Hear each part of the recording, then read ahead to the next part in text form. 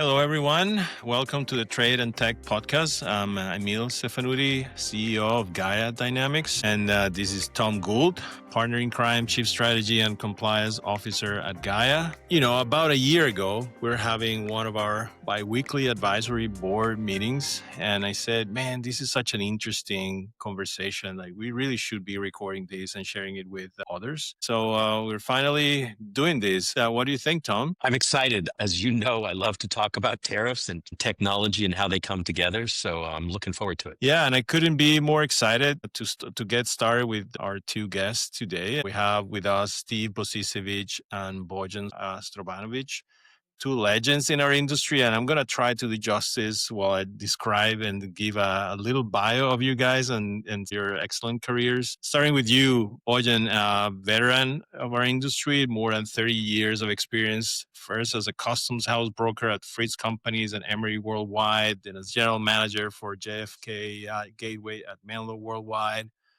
And then you moved from there to UPS, where you were a director of business development, then to UTI Worldwide as director of product development for customs brokerage and trade compliance for the Americas, and a 9-year stint at Maersk, as their global head of growth and strategy, and more recently as the global director of trade at Logistics Plus. Wow, that's a lot. Did I miss anything, Bob? Is everything No, there? You didn't. And, you referred to me as a veteran. So that's kind of the reason why I moved to Western Florida, so I can feel young again, But yeah, it's been 30 years. It's crazy as it sounds. It flew by, right? Because we had some very interesting years in trade, but none like this year. And I guess that's why we're here today to talk about it. Yeah, and I'll refer. I think for everybody listening, we'll call you Bob. I think that's one of the ways everybody in the industry knows you. And now, kind of moving on to the impressive gentleman on the other side of the screen, Steve, CEO of not one, not two, but three companies at A&A Customs Brokers, Border Body, and Zigmans. .io. He's been in the cross-border and e-commerce and logistics tech industry for over 25 years. Previously as senior director of new product development at Flexport, product manager at Amazon Global Logistics and Fulfillment, VP of product management at Pitney Bowes. I think before that, Steve, you were director of product and market development at Borderfree, UI developer in the early days of your career. I mean, I can barely keep up with being the CEO of just one company. You're doing it successfully for three. Can you tell us a little bit more about your role and how you get it done? Sure, time sharing. You all probably get those emails every day on your LinkedIn saying someone wants to be your fractional CTO or CRO. I live it. It's hard. It's all one group of companies, which is great. So we get to treat it as a family, but it's quite the experience. If it wasn't for an excellent team, an excellent organization, and some good technology behind the scenes, it would be untenable. But it's been a heck of a year, and it's been fun. Yeah, it's great to have you guys. And if my math is right, I think we have a bit over 100 years of combined experience on screen right now. So let me start by asking you, maybe starting with you, Tom. Have you ever seen a crazier year than 2025 in trade? No, as I don't think anybody has. With all the new tariffs, one of the things I look at is the HTS, the tariff schedule. Throughout my career, we would see one, maybe two versions a year, and I think we're already at version 31 this year, and that means that there have been 31 significant enough changes to publish a new PDF of a book. And that's just the tip of the iceberg. The craziness that we're seeing this year is unlike anything we've ever seen in history. Yeah, and let me switch to you, Bob, right? From your perspective, what were or have been the biggest areas of impact that you've seen so far this year? Yeah, well, just to reflect back what Tom was saying, because I remember days when I was a desk level analyst, and then, comes January, we would get brand new books and we would put them on our desks and put them in the slots and everything, and they would be nice and you can smell the new paper and stuff. And then comes June, July, there would be inserts that were blue color, right? So different color and inserts, and pretty much that's it, right? Twice a year. And then I believe, Tom, every 5 years there would be a little bit more Yeah. dramatic change, but again, nothing like what we've seen this year, and certainly nothing that we've seen as far as tweets or decisions being made on a Friday, taking effect on a Monday morning, right before the register and everything else. It's been really, really interesting to swim in these waters. I have seen customers really, lack of a better term or professional term, freaking out, really, right? Yeah. Because they are really in the bind here. They're getting conflicting information. This vast majority of middle market, big, small, and middle market customers are really in the world of pain because they're getting hit by different opinions of what needs to be done. They're themselves surprised, and they're just certainly not ready. If the processes and procedures are done well, at the time of designing the product and the time of figuring out how you're going to source this, how you're going to procure this, there should be somebody sitting right next to you and guiding you on how to classify that merchandise, maybe tariff engineer the merchandise so you can get ahead and get better tariff and trade remedies. So yeah, there's a lot going on, and I'm sure Tom is very, very busy, but that's one story of many that I have seen in the past couple of months. And now, Steve, right? You have a special flavor, right? You do business on both sides of the border, U.S. and Canada. So looking at it from your perspective, and even just looking at 1 year ago, what is still true today, and what has changed so far in your world? Yeah, I mean, a year ago, I would generally say most people didn't know what a customs broker was or what they did, right?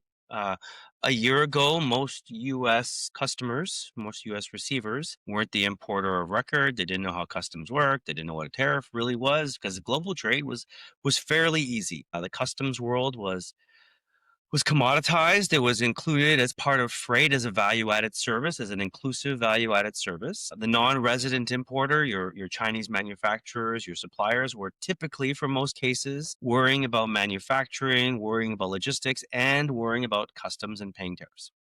And it created an entire couple of countries of these kind of blind importers that say, I like just getting my goods, and I like someone else having to worry about all the complexity of that and not having to think through it. And the big difference between a year ago and now is all these companies know they need to have some kind of an expertise in-house. It's not just about trying to beat up your supplier in China for better rates. It's not just about trying to beat up your freight for better rates. It's about getting answers to questions about, is there a better country to make this in? Is there better materials to use? All these tariff engineering statements, as Bojan was saying, they didn't have that demand before. The lack of expertise, I would say, in the U.S. is exposed, and it keeps the people who do know very, very busy. I think it's good in some respects, which is it's forcing people to dig in deeper and understand the supply chain. It just happened real fast. And I think that the speed really led to uncertainty. And I think that when we're talking to companies, one of the biggest concerns they have, yes, tariffs are a big concern, but not knowing what the tariffs are going to be tomorrow is sometimes worse than having to pay a tariff. So that's the other thing that we're seeing today is that companies it's hard to plan when you know that things are going to change tomorrow. And the creativity that came in dealing with it, right? Yes. So, yes. It's like the tariff gets announced on this day, but doesn't take effect until this day if you've already shipped it. So you're kind of in the clear, and then everyone's like, well, how do I clear this in bond? Because I don't know what's going to happen next week. And then I'll take out smaller, instead of clearing an entire container at once and paying it all up front, how do I move it in bond and clear smaller shipments or smaller components of that container? It's been, the creativity's been alive and well.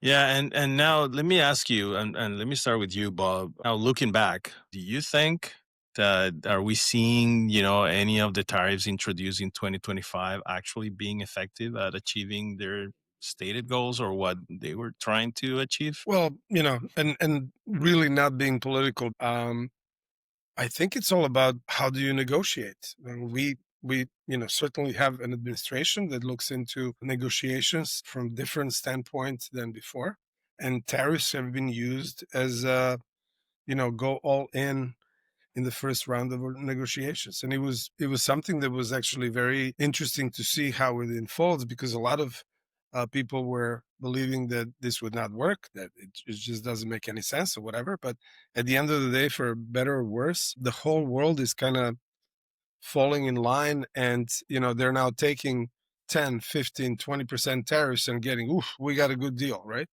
Am I happy that tariffs were used for this? No, because we're going through the world of pain. At the flip side, the good side is, as what Steve was mentioning earlier, we're really almost unknown player in global logistics. Throughout my career, I was kind of always explaining the importance of customs brokers, the importance of compliance, right? Now, I'll tell you a little story about this is a couple of years ago when I was at UPS, and one of their largest customers had a global meeting. And he starts the meeting by calling me out how we're incredibly unsuccessful in handling that client's business around the world. He pretty much said that they're paying a couple of billions of dollars in customs fees, and we're just merely handling something like a couple of tens of millions of dollars in services rendered fees. And he put those two together. The reason why he put those two together is because that's how client is seeing it. The client is actually looking at the CFO level of the cost of moving goods from point A to point B across international borders. And in some cases, for some industries and for some merchandise, duties and taxes actually could be much, much more than actually paying the freight movement and logistics part of it. Right. But on the service side of things, you kind of don't see this on a P&L. And we become, as Steve said, commoditized. We're not kind of important or whatever. So again, I think it's an interesting way of how tariffs were used in geopolitics to achieve a certain intention, if you will. But at the same time, really from the customs brokerage, trade consultant standpoint, this is actually welcome in a way that it actually finally recognizes all these people that were working hard all these years, making sure that importers and exporters can sleep well at night and doing an important work. Yeah, it makes sense, and you're right, Steve. You deal, at Border Body, you deal with a lot of SMBs, right?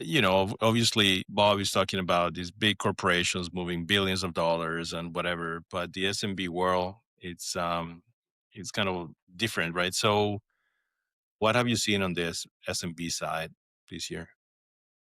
Yeah, I think, on small, medium-sized businesses, the CEO is everybody, right? It's the marketing, it's the logistics officer, it's everybody. So they only have limited bandwidth to have to think or care about any of these things. And that came loud and clear. I think on the Canadian side, there was a little bit of wound licking. There was a very anti Buy American sentiment for the first few months of this. And then people started realizing that the free trade agreements were still in place, right? I think for the first few months, everyone was like, well, what happened to USMCA and Kuzma? And then they started seeing their bills come in. They say, oh, my bills haven't changed, right? So as Yeah. long as I'm free trade, and that was applicable to the big guys too. So our big importers were in this mode of, these tariffs are going to kill us. And then everyone kind of came to this realization that, oh, as long as I have my paperwork in order, as long as I have my USMCA and Kuzma certs in order, and when I get called into the principal's office by customs, I can, have the proof points in my supply chain and my rules of origin. It was fine, right? But the first few months, from February till May, everybody was panicking, and there was a lot of phone calls, a lot of conversations, a lot of newsletters, a lot of information sharing, trying to bring everybody back down. The de minimis hurt a lot of these small and medium sized businesses. That's for sure. We had to say goodbye to a lot of businesses on both sides of the border that were taking advantage of de minimis rules. Our average tariff almost mapped. I read an article that was almost 1-to-1. So the average tariff went from 2.5% last year to we have 18.6% this year. So that money comes out of somewhere, and it either comes out of profits. People are learning how to negotiate better with their suppliers. You have to raise prices. At the end of the day, most people have seen some kind of a decline in sales because of the increased prices. It's all over the board. But then again, where some people have challenges, others have opportunities. So we have Canadian manufacturers that because of the hard rules that we put on Asian tariffs, their Canadian products are more competitive in the US now. So where we've seen some dips, we've also seen some increases. Don't get me wrong, SMBs, I think, got hardest hit because they have the least negotiating power, the least leverage with the suppliers, the least knowledge. They get paid attention to the least by the customs brokers because who am I going to focus on, the $1 million client or the $10,000 client? So I think they've gotten slammed much harder than the enterprise brands. But we have seen a lot of successes in that segment as well for those ones that have been adaptive quickly and early. Yeah, that makes sense, Steve.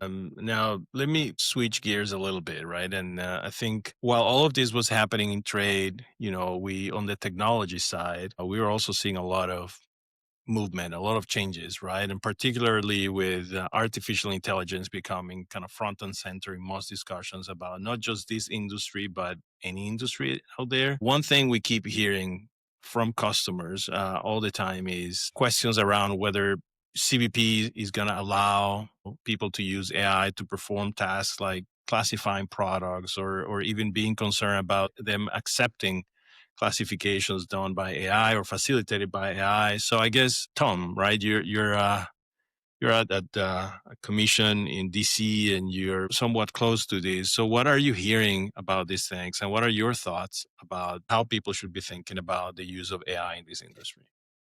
Well, it's a good question. It's a really important question. I think we're still a ways away from the point in time when customs will allow customs brokers to do the customs business that they've been doing traditionally without a human in the loop somewhere. The question really, to me, is more about how much efficiencies can that human gain from the artificial intelligence. So I think the Gaia product is a perfect example where in the past, if a client came to me and they wanted to classify 100 products, I might look at that and say, it's going to be 20 minutes a product, half an hour a product to classify it.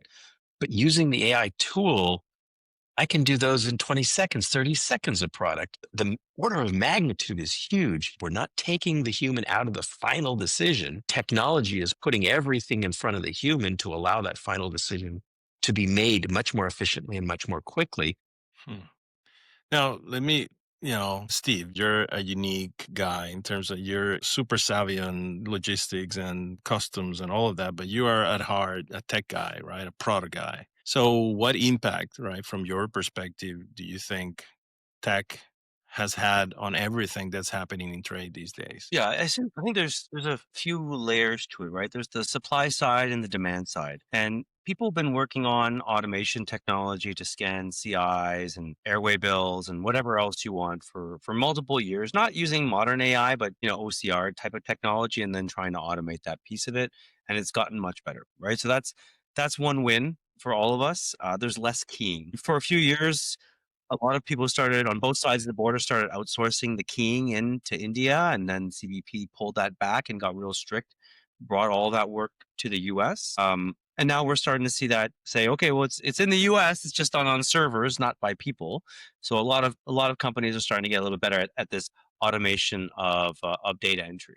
And let's be honest, that's not value added work, right? That's not someone. No one goes to school their entire lives and said, like, all I want to do is just key in something into a work screen for my entire life. So lots of errors, lots of user fatigue, and that has to be automated. Then, like, on the demand side, people have a lot of questions. I heard the same anecdote. Well, my CEO was looking around the room today and all our supply chain people and saying, what do we do? And no one had answers. And he says, what am I paying you guys for? So trying to go out and get answers was the hard thing. What's the tariff? What's it going to be? What is, if this tweet happens in 2 weeks from now, what's that going to do to our numbers? How does this all work? What's a CUSMA certificate or a USMCA certificate? What is an HS code? And why does it have to be right? And what's an HTS code versus an HS code? I can't imagine how many cycles ChatGPT and Gemini burnt on just supply chain people asking questions. And we get specifics like, okay, now what kind of automation exists for getting a landed cost quote? Or what automation exists for getting an HS code, HTS code? And I know general AI is pretty good in general, and it's getting better fast. But the specificity of tools like Gaia, the prompting, the follow-up questions, is this a woven or knit fabric? No other system asks that kind of question, right? So Most people just say, well, I never had to worry about it before because my supplier did. Now I have to. How do I get the answers I need? Oh, my customs broker's too busy to talk to me. What can I use? Well, I think on both sides, we're seeing a massive increase and spike on the supply side and helping brokers automate repeatable tasks. And on the demand side, I think between questions and answers in the GPT and Gemini world and real specific tools like Gaia, we have tools on the Zipman side as well that help people get specific answers to imports. You've seen it the same way I've seen it. Like volume and usage is up 100-fold year over year. No one had these questions before. I mean, they did, but it was a very small group of people asking a limited number of questions. Now everybody's asking a large number of questions. Yeah, no, that's true, and we see it the same way on our end. And I guess, Bob, from your perspective, right?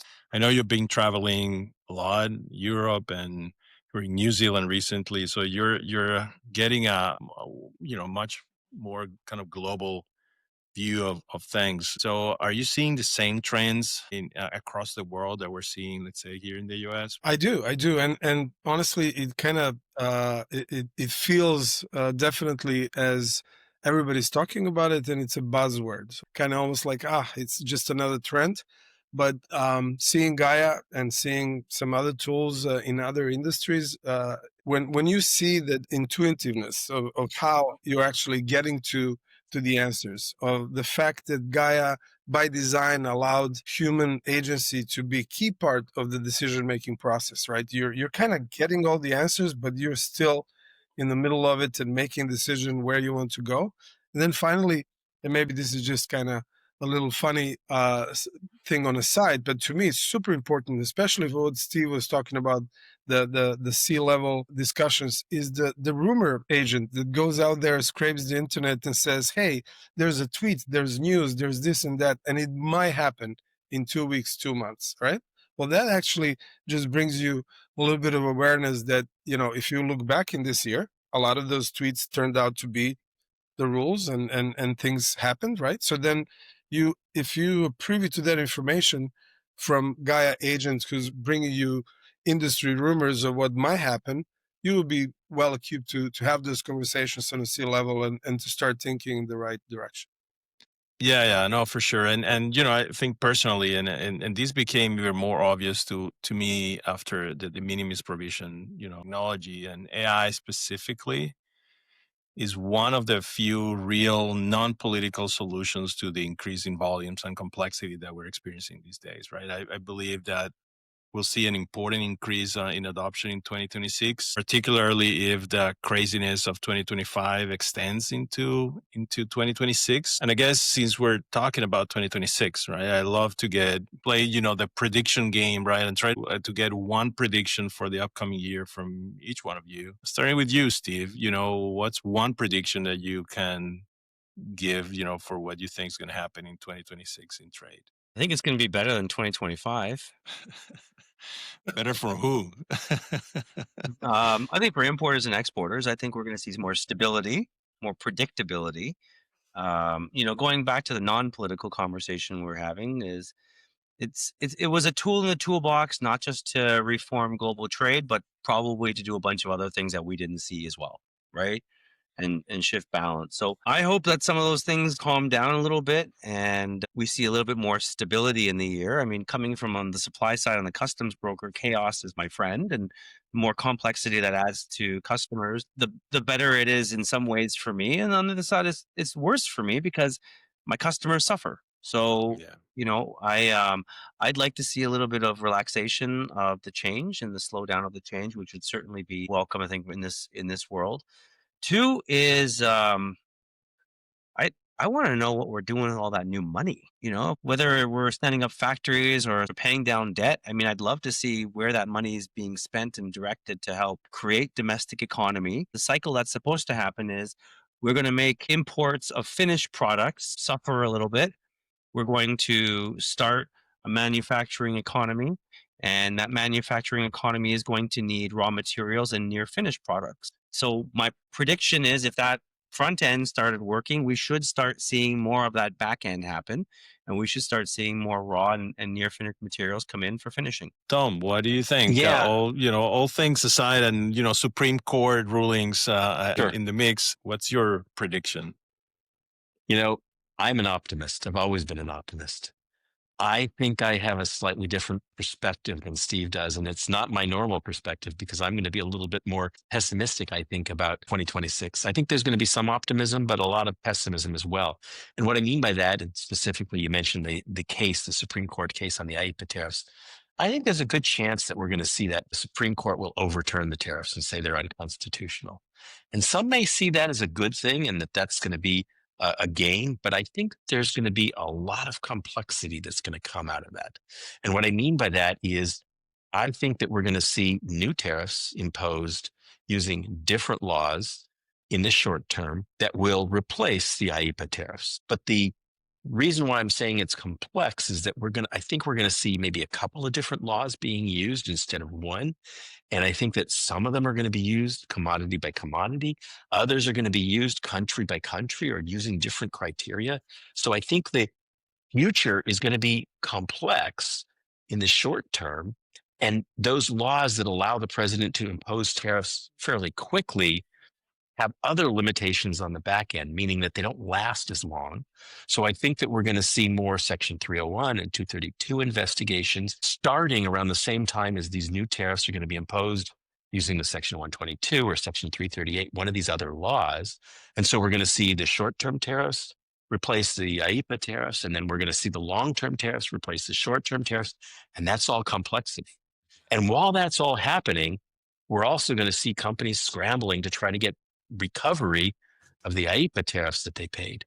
And I don't know how well you're following the news today, but there's really two different legal theories that companies or that lawyers are using to strategize on getting the refunds. There's the traditional theory that most lawyers and most people have been following up until the last week or couple of weeks, and that is let your entries liquidate, file protests, and get refunds. But then there's some lawyers that are saying, you know what? The IEEPA tariffs, once they're liquidated, there's no way that customs can issue refunds. So maybe we have to file a case that says to customs, don't let my tariffs liquidate. So companies right now are struggling with which way to go. And so I'd love to be as optimistic as you are, Steve, for 2026. I honestly think that 2026 is going to task us, along with all the importers, as well as the government, with a tremendous amount of more complexity. I hope I'm wrong, but I think that next year is going to be a really interesting year. I hope you're wrong. If IEEPA goes down, the next logical course, like you said, is everything's moving to 232, and that's a worst case scenario for everybody. Right. Well, 232, remember, takes some time because 232 requires an investigation and a report, and there's some timeline. So I think there may be some like 122 or 338 being used to impose tariffs right away. And those only last for a few months. And while those are out there, maybe there's a 232 investigation going on. We'll have to wait and see. So, Bob, what's your prediction for 2026? Well, I think I'm going to be somewhere in the middle, not because I don't want to be, taking sides or anything like this, but I think Steve is right to say that this level of negotiations, bilateral, will subside. It will kind of be over, and agreements will be in place, hopefully. So we're not going to see as much of that activity in 2026.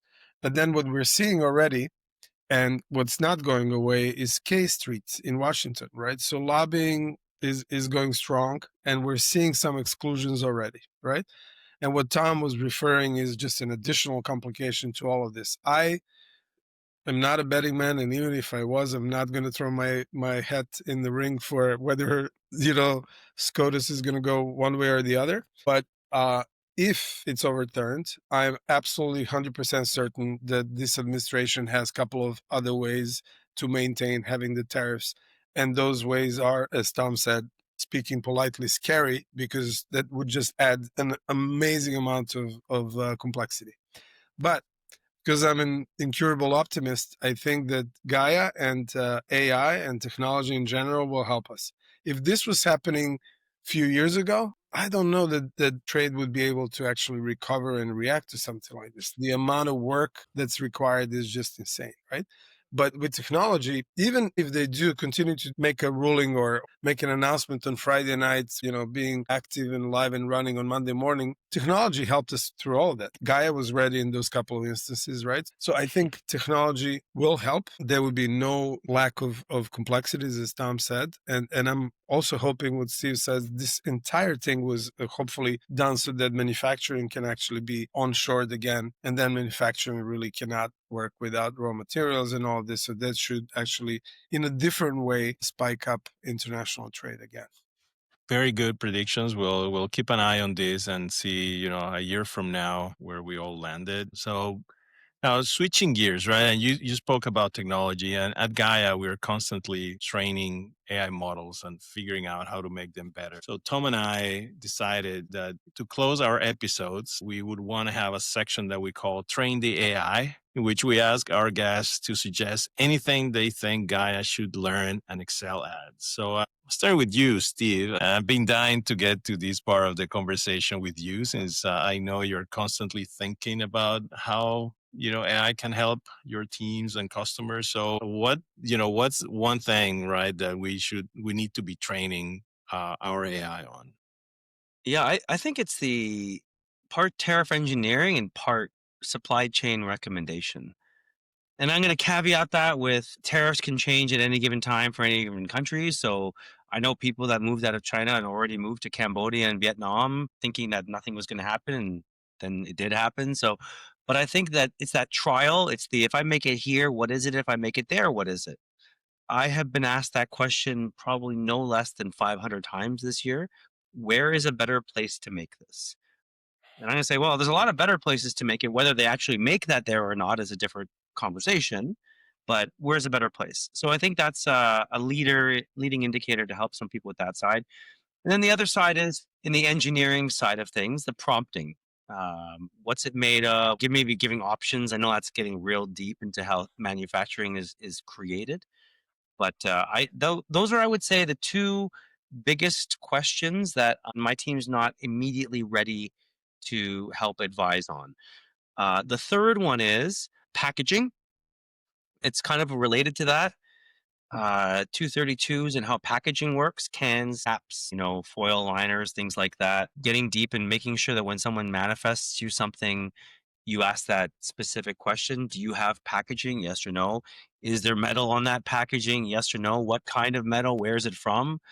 Those are big gotchas that we have a lot of customers going through. Oh, Steve, you're bringing back memories from 25 years ago when I had Greek olives stuck in JFK Customs with FDA for 6 months, especially because it was manifested and declared as a different size and dimension of the can. And oh my God, months and months and months and back and forth. But yes, that's actually very important. So, Bob, what do you think Gaia's AI needs to be trained on? Rumors all the time. No, I'm kidding, but honestly, is actually the most intriguing to me. Scraping the internet for an interesting and relevant stuff is actually very interesting, right? And I think it completely goes with what Steve was saying, right? So if Gaia can actually be packaged in a way to say, for this company, for this industry, for this vertical, for this group of merchandise, right? Here's what we're seeing out there, right? I think that will be super useful because it's unique. I haven't seen that anywhere else. And then the next thing would be, depending on the size of the companies, maybe something like a workflow management tool where you can actually take a big project, break it out to different parts of the world, and then bring it all in different ways, right? I think that's another thing where Gaia tool can be actually more useful by enabling teams to work better together. Excellent. Well, we have a lot of work to do. Thanks for your recommendations, and we'll make sure to put them in motion right away. So, with that, I'd like to again really, really thank you, Steve and Bob, for sharing this first episode with Tom and I. It's been, as usual, a pleasure. For those of you kind of listening, this is what our bi-weekly advisory calls kind of sound like. Don't forget to subscribe if you want to hear more and know more about our next episodes and when they will be available. Feel free to reach out and get in touch with us at info@gaiadynamics.ai. And, this was fun, right, Tom? So we were not Thank you. crazy Yes. about doing this thing. So luckily we get to do it again in about 1 month. Fantastic. I look forward to it. And thanks, Steve. Thanks, Bob. Really appreciated your participation and enjoyed chatting with you as we always do. Happy holidays for you, those of you that I can't believe that we're already having this conversation. Happy New Year, which promises for sure to be interesting. Don't miss our next episode, which will be live sometime in mid-January. And thank you, guys. These guys take care. Thank you. Thank you.